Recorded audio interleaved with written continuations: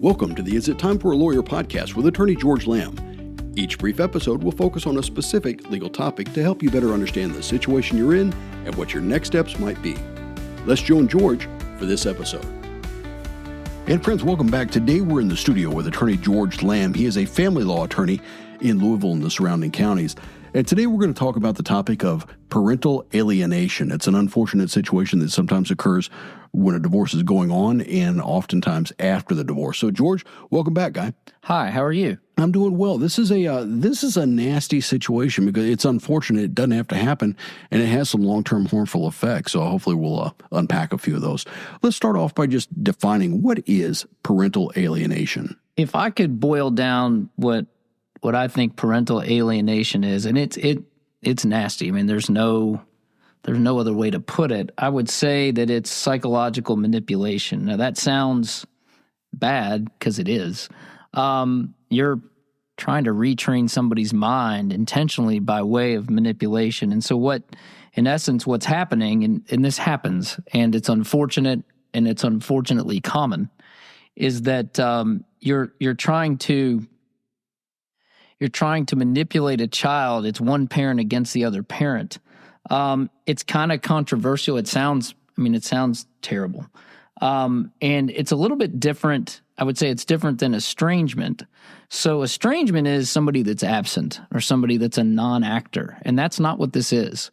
And so when you go through this and you try to figure out if it's happening, if you're in a relationship, or if the child's other parent is just uninvolved, not around, not participating, you can't make somebody be a parent. And so if they're taking, for whatever reason, if they are not involved, that's not what this is, because they're just not there. You wouldn't have to manipulate anything. The circumstances are such where, unfortunately, they're not stepping up doing what they're doing. That's not what this is. This would be different. This would be somebody intentionally trying to interfere and basically block the other parent's relationship with a child or children.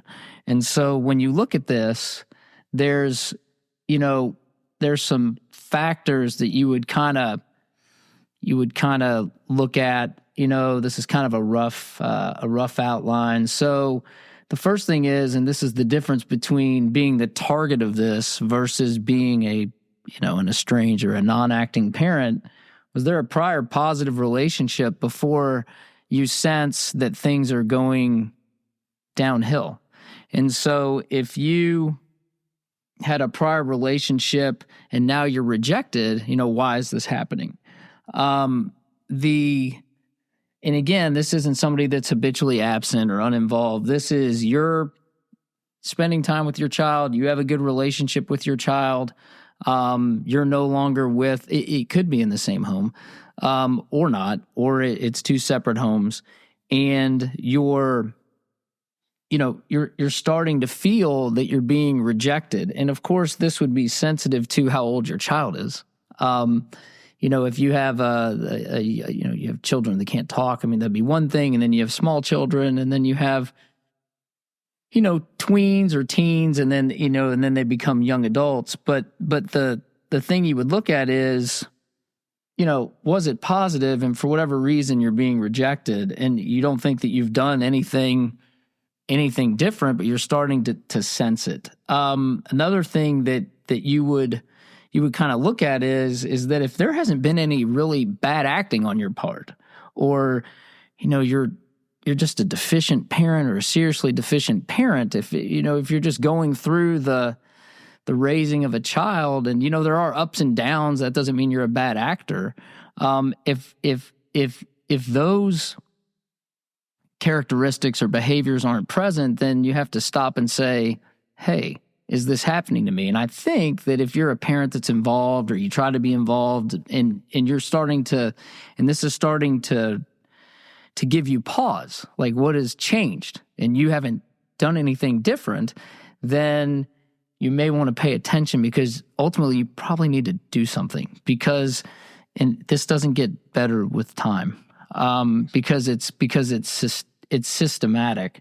And so, that's kind of what you're looking at. And then what can happen is, well, how is it being done? And so the other parent will use behaviors to try to achieve this goal, which is basically knock you out as a parent. That's just what it's going to be. It's going to be something like that. And so, these are kind of unpleasant things. And the challenge is that, if you're not with your child all the time, because you won't be, ultimately, if you're separating from your child's parent, you won't be. And so you're not there. And there's a level of, even though you're not with your child's other parent, there's a implicit level of trust that's there that they're supposed to try to co-parent with you, that they're not supposed to undermine your status as a parent, and then you can run into situations where they are. And so, some of these are, they're pretty basic, but they are calculated. And so if you look at some of the things that you would know the effect of it, but you wouldn't necessarily know it's happening because you're not there. But here's what may be happening, and you may be able to find other people to see it happening. And there's ways that you can figure it out. So, criticizing the other parent in front of the children. You could limit contact by interfering with the other parent's visitation. Interfering with contact, be it phone calls during the other parent's visitation. Now, there's, technology kind of plays a different role than it did years ago. And we can get into that a little bit later. It could be, it's not only, I wouldn't say it's only they're not letting you, the other parent isn't letting you talk to the child by technology, FaceTime during their time, but are they interfering with yours? And so you could have your time and it's pretty common. It'll be like a phone call a night. As kids get older, it's a little different because they're kind of running their own lives, or a FaceTime at night. But, one of the things you'd want to look out for is if you're the target, is during your time, how much contact is there from the other parent? Are they constantly calling? Are they constantly? It's a sliding scale. So are they constantly trying to be there during your time, which would be above and beyond normalcy, trying to exert their influence? If you think about it, the other parent's constantly in your time. Well, that's going to inherently undermine what you're doing, as if you can't do it. Well, the assumption is you can. And so, unless there's a reason not to, people can do some pretty unpleasant things. They could destroy pictures of you and your child. Here's one that can be bad, is that if they show alliance to the target parent, then the manipulating parent. The manipulating parent tries to withdraw from that child, kind of puts up a wall, like, don't do that. Some things are just overt. They just tell you, your other parent doesn't love you. They don't like you. Making you choose between, putting the child in the middle. Now, this child's always in the middle. That's inherent. However, when you take an affirmative step to say, them or me, that kind of thing. Asking a child to spy on another parent. Now, you might not know that this is happening, but these are some of the things, sometimes kids will kind of tell you. They'll tell you, well, dad said that I should watch you do this, or mom said that. Sometimes they'll do it, and I think inherently they probably know it's not okay. And so they're trying to let you know. Kids are generally honest. Keeping secrets from the targeted parent. Don't tell them this. Oh, we can't do that. Here's one that I think is this one happens, they don't refer to the other parent as mom or dad, first name, or they'll want the child to call the other parent by first name, or even worse, if they have a significant other, and this happens, they have a significant other, they supplant, all of a sudden they want you to call girlfriend mom, or they want you to call boyfriend dad. And so that's terrible. And these are things that go on. Withdrawing information, trying to keep them off relevant documents. This gets into third parties, doctor, school. They're the one that always wants to take them. They try to make it so you don't have access to that information as a joint custodian. They're trying to systemically just kind of stomp you out.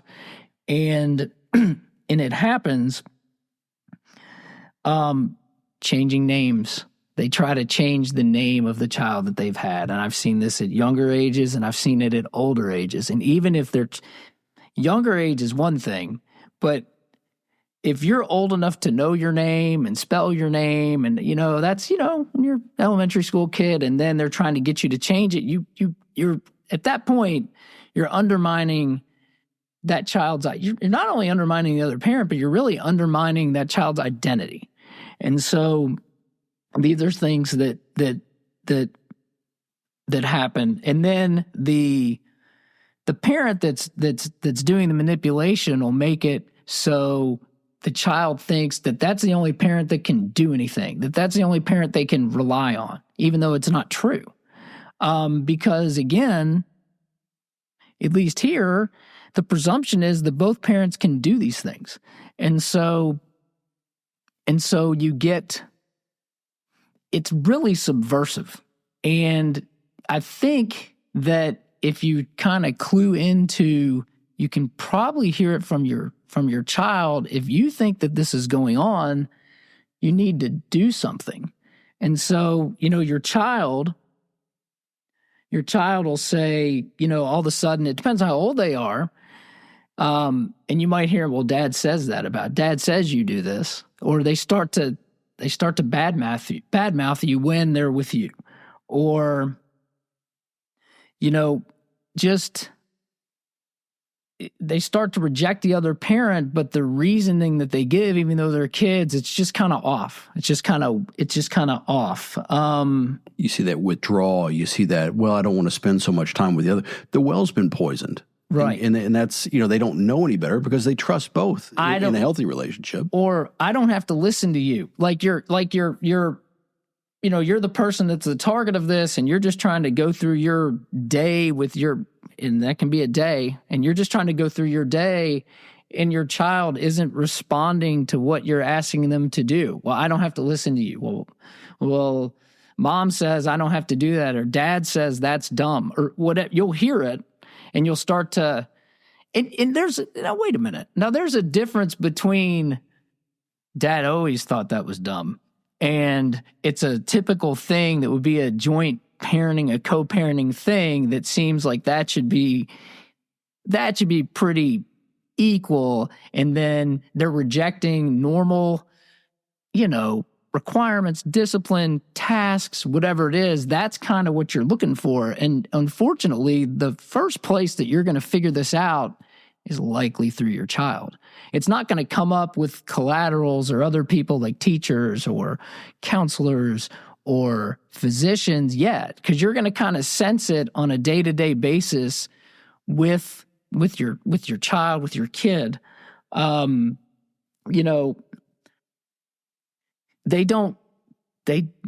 just kind of don't really show any emotion as to the one parent mistreating the other parent, because they're likely hearing it. And this comes up, child support issues. They start talking about money. They start talking about where the money's coming from. We can't do this because this person won't do X. So there's a financial component to it always in these cases. But when that starts becoming a focal point, when kids can appreciate finances to the level that a child can, and they start hearing kids want what they want. And there's barriers to anything in life, but it's, well, we can't because this parent won't pay. Like when that starts coming, that's not good. Then kids talk like kids. Well, when they start talking like adults, and you start hearing, when you start hearing sentences that you know came from dad or came from mom because you were with them, and you know it's really coming from them, those are some red flags. And so,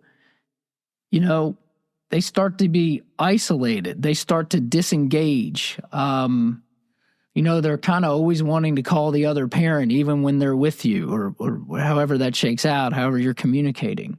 And so when you step back, the question becomes, how is this viewed? And it's viewed best interest of the child standard. It can't be that a parent can disparage. So generally, there's court orders, either formal or informal, that says you're not supposed to do this.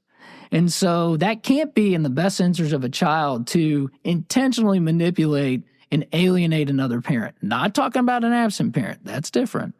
But for one parent to take subversive steps to alienate the other parent to suit whatever needs they think in their head is okay, that's not okay. And so what do? And, you can seek modification of parenting schedules. You can try to put in some checks and balances. If you don't have communication in some of your court orders, you need to get them in there. If you think this is happening, you need to go to court and get that out there that it's happening, and you need to get it stopped, or you need to make an effort to get it stopped, because these things do not get better. They just get worse. One of the things as we were prepping for this episode, you talked about the possibility of introducing therapy. Maybe would that be an option that makes sense? It depends. I don't know if that's the first order of business. It could be that your child's in therapy already. It could be that your child sees counselors already. And so you would want to let that third party know that you think this is going on. I think one of the main things that you want to try to do is document as best you can. Don't tape record your kids. I don't think that's a great idea, but document as best you can what you're hearing, what you're seeing. Maybe other people are telling you. Maybe your child's on some kind of sports team or academic team, and the other parents hear it, and maybe they're letting you know. Or if they have a therapist already, okay. If they don't, and you think that needs to happen, you may need to go to court and try to get that done. You may need a court-appointed guardian ad litem or a friend of the court to try to get involved. But I think that the thing that you wouldn't want to do is nothing, because it will not get better. And as your child gets older, I just don't see that aging well. You could try to hold them in contempt if they're, flat out bad mouthing you, and you're starting to hear it. You're going to hear it through your child. They may even communicate it to you in writing, and you can try to build your defense, because that's what you're doing.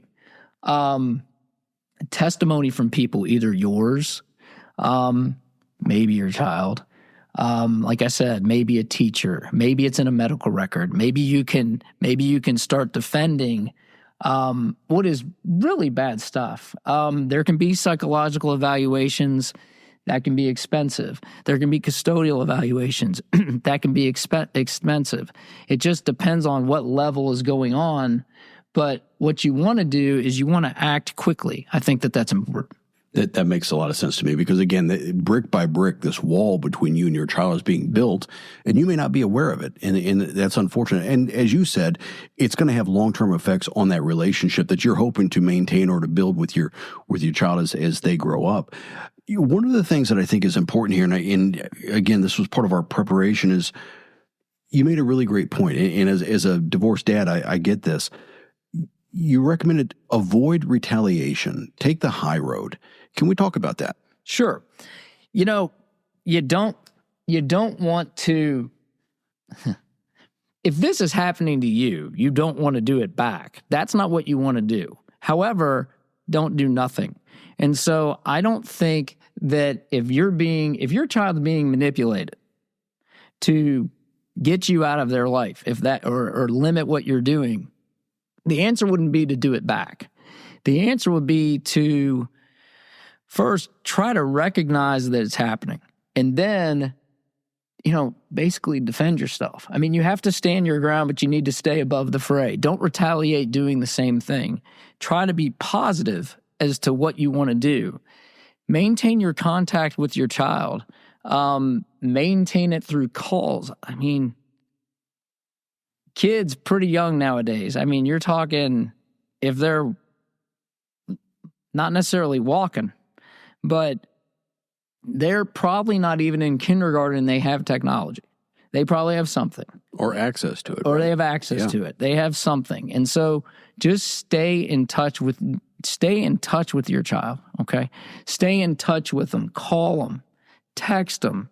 FaceTime. Anything to try to stay in touch and stay positive, but don't retaliate. But if you think that this is happening to you, then you're going to have to do something. And complaining to the person that's doing it, that's not going to get you anywhere, because they're doing it because they want to. It's intentional.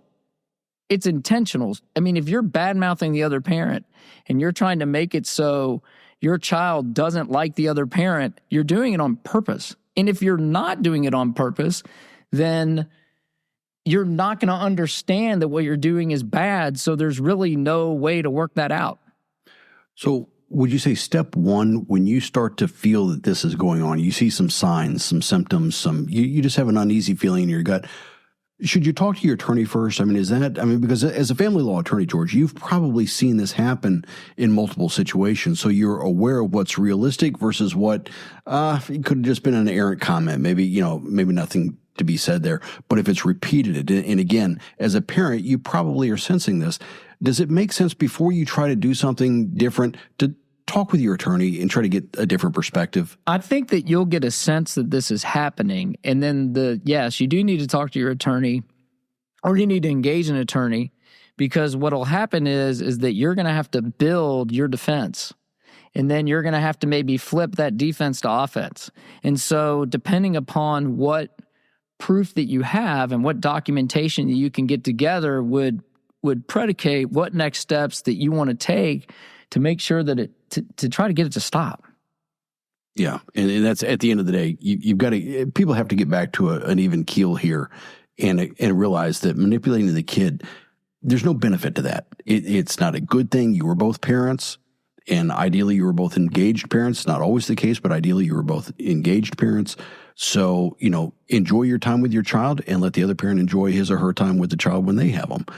This down talking, this bad talking, it's just not healthy for anybody. It's not. And again, there's a difference between somebody that's disengaged versus somebody that's being manipulated. And the fact of the matter is, if you're disengaged, you wouldn't care if you were manipulated. And so it kind of explains itself, because if there would be no reason to do it, because you have what you want. If you want somebody to be a parent, you can't make them, okay? So they either will or they won't. But if you don't want somebody involved and they're already not involved, you wouldn't have to go through it, because the facts are such that that's what it would be. That makes sense. George, what is the best way, if somebody has questions about this, somebody needs to start thinking about, hey, you know what, I think a divorce is on the horizon, or maybe they're already have gone through it and they're starting to see these questions. What's the best way for them to contact you? You can text me at 502-640-9797. You can email me at george@lambandlamb.com. You can check me out on our website at lambandlamb.com. Easy way to get a hold of me. Outstanding. George, I appreciate your advice. I appreciate your perspective. You've done this for a number of years. So, unfortunately, you've been down the road here and you kind of understand what is happening, what often happens, and what can happen long term in terms of those relationships that child's going to have with either or both of the parents. So thanks again for your time, and we'll be back in a couple of weeks. Thank you. Take care. Bye-bye. Thank you for listening to the Is It Time for a Lawyer podcast with attorney George Lamb. We hope you found the discussion informative and helpful. The comments George made are not meant to be legal advice. Listening to this podcast does not establish an attorney-client relationship. However, if it is time for a lawyer, George is ready to listen. Be sure to share this episode on your social media. George will be back in 2 weeks with his next episode. Thanks again for listening.